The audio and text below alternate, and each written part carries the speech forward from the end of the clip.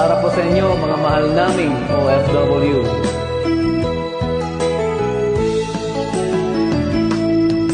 Noong ako ay nag-ibang bansa, dala ang pangarap at pangamba, pagtulo ng luha, di alintana, kagustuhan, maiahon ang pamilya.